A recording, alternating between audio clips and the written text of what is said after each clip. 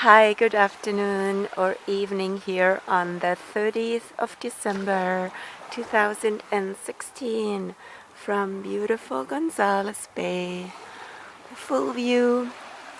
And yes, the old year is passing. The old year is passing with a beautiful face here in Victoria, even though lots of us are happy to release the old, especially when remembering the occurrences of 2016 and how they affected humanity and us personally. So lots of challenges and lots of hope for many people, as reflected with Saturn in Sagittarius. And yet it all continues, and life goes on. The old turns into the new, and that's what also happens with the numerology.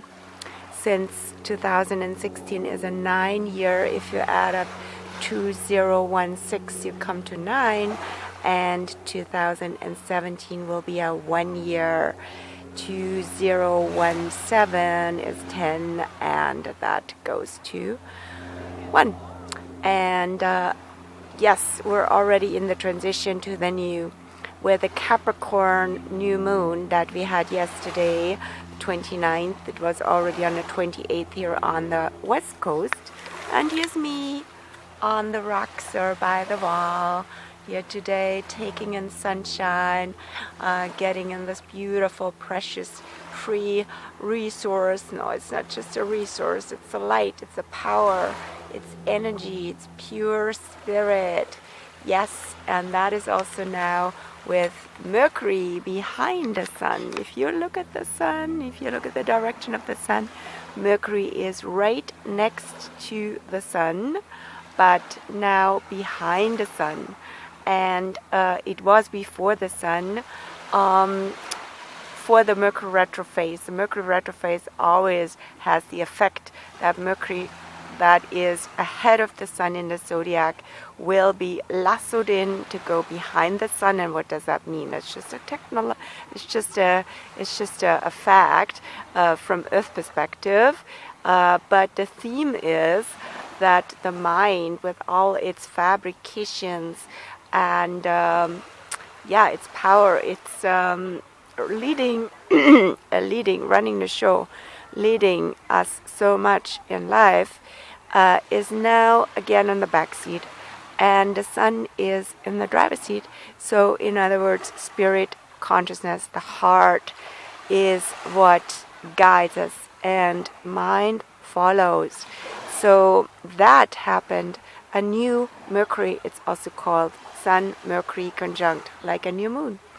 And that happened on the same day as the new moon in Capricorn.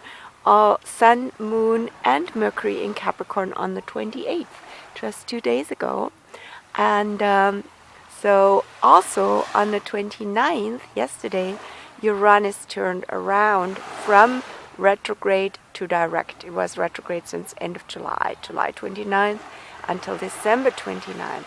And Uranus in Aries is that sense of shock, sudden surprises, lots of surprises around deaths of celebrities this week, and shocking to many of us. And it shows us also that, live now.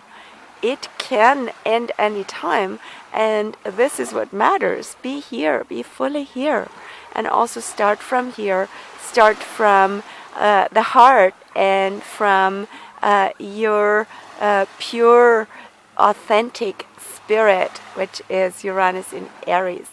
And all the old, when it's heavy and weighty, depressing, carrying a lot of that, can be the shadow of Capricorn, of course, right? So that needs to be transmuted, not just dumped, but transmuted into the essence of Capricorn. Being, aligned with the elements, working well with what's here. and not wasting nor abusing. So I'm just saying that as a central theme. And so with Uranus in Aries, there's so much readiness for the new that we're all experiencing now. And it starts from within, of course, and how we approach every minute, every stepping into the world with Aries. This is what matters, and being fully present for that, and emerging from that pure spirit that is pretty cool and has no history. It's fresh.